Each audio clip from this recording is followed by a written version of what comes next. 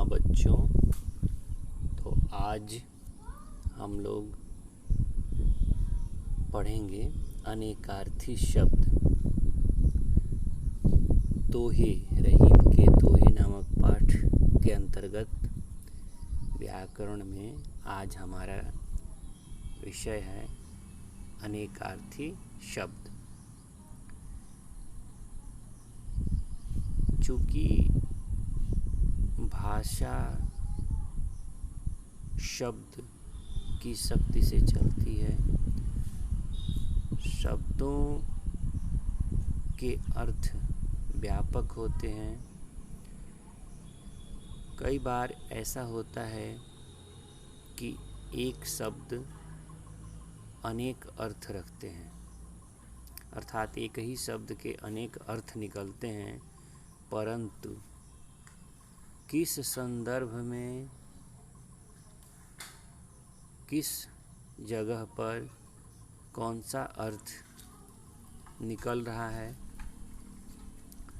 यह शब्द के प्रयोग और परिस्थिति पर निर्भर करता है। जब एक शब्द के अनेक अर्थ निकलते हों तो ऐसे शब्द को अनेकार्थी शब्द कहते हैं। जब एक ही शब्द के अनेक अर्थ प्रकट हों तो ऐसे शब्दों को अनेकार्थी शब्द कहते हैं।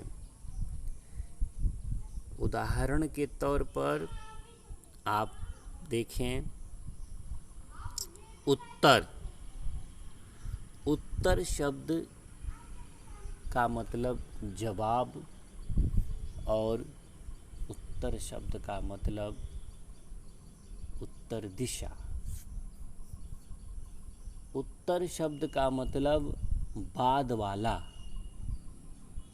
इस तरह एक शब्द के अनेक अर्थ प्रकट होते हैं। प्रयोग के आधार पर, परिस्थिति के आधार पर, संदर्भ के आधार पर हम समझ सकते हैं कि शब्द का अमुक जगह पर क्या अर्थ हुआ। ऐसे ही फल शब्द है, तो फल शब्द का अर्थ परिणाम और फल शब्द का अर्थ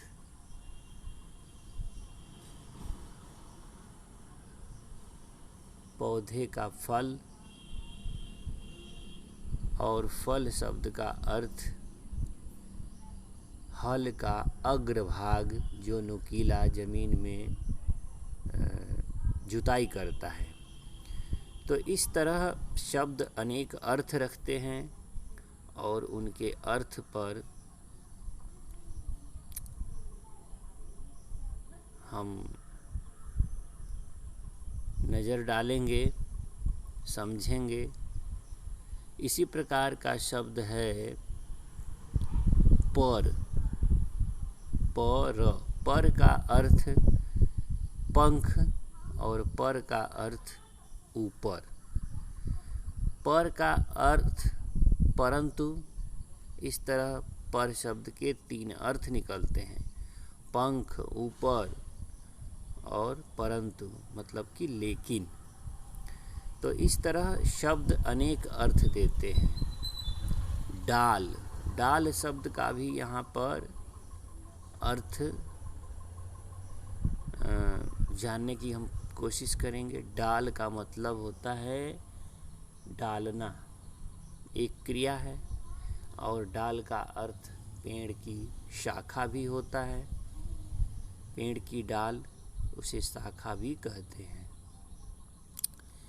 इसी प्रकार जान शब्द है, जान। जान का अर्थ जानना, एक क्रिया के रूप में, और जान का अर्थ प्राण भी होता है, प्राण। और जान का अर्थ प्रिय, प्रिय भी होता है। तो इसी प्रकार एक शब्द है मन। मन का अर्थ हृदय, मन का अर्थ तौल की एक इकाई और मन का अर्थ इच्छा। तो बोलचाल प्रयोग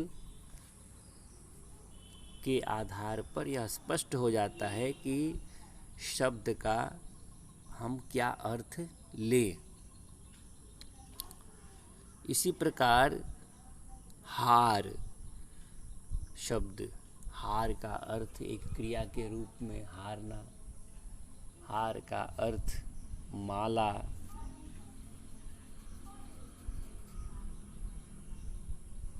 हार का अर्थ हरने वाला, ठीक है, पालनहार। तो हार का अर्थ यहाँ करने वाला। इसी प्रकार से सोना, सोना का अर्थ पीली धातु, सोना का अर्थ सो जाना, क्रिया के रूप में है। तीर, तीर शब्द का अर्थ किनारा, नदी का, समुद्र का। तीर शब्द का अर्थ बाण। तो इस तरह शब्द के अनेक अर्थ होते हैं। हम कौन सा अर्थ लें अथवा किसी जगह पर हम क्या अर्थ उसका लगाएं, यह प्रयोग, परिस्थिति, संदर्भ इत्यादि पर निर्भर करता है।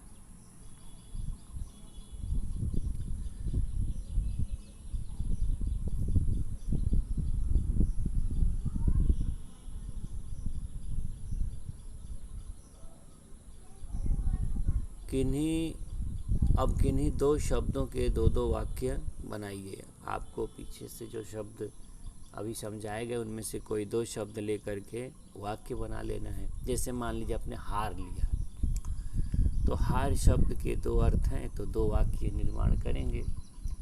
वाक्य की रचना जैसे कि हार का अर्थ अगर हम लेते हैं हार जाना, तो लिखेंगे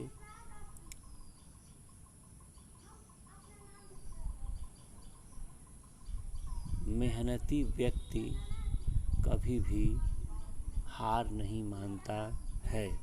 और दूसरा वाक्य हो सकता है कि मैंने कल एक हार खरीदा। हार मीन्स माला। इसी प्रकार दूसरा शब्द ले सकते हैं उत्तर। मैं तुम्हारा उत्तर दे सकता हूँ।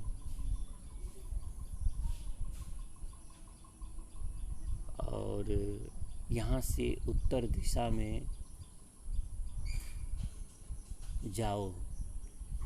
इस तरह दो अर्थ और दो वाक्य हमने बनाए। प्रत्येक भाषा में ऐसे अनेक शब्द होते हैं जिनके एक से अधिक अर्थ होते हैं। ये शब्द प्रसंग बदलने पर अपना अर्थ भी बदल देते हैं। ऐसे ही शब्दों को हम अनेकार्थी शब्द कहते हैं। अगला प्रश्न पर्यायवाची से जुड़ा हुआ है। पर्याय का अर्थ होता है दूसरा, अन्य। तो किसी शब्द को और अन्य किन शब्दों से जाना जाता है, ठीक है, या उसको और क्या क्या कह सकते हैं, तो ऐसे ही शब्दों को पर्यायवाची शब्द कहते हैं। जैसे कि अंधकार, आप देखें, प्रश्न में एक तरफ शब्द दिए हैं, दूसरी तरफ एक मंजूषा है, पिटारी है, उसमें उसके पर्यायवाची शब्द दिए हुए हैं। इनको आप चुन करके उनके सामने लिखेंगे। अंधकार को तम भी कहते हैं। तम मीन्स अंधकार, अंधेरा।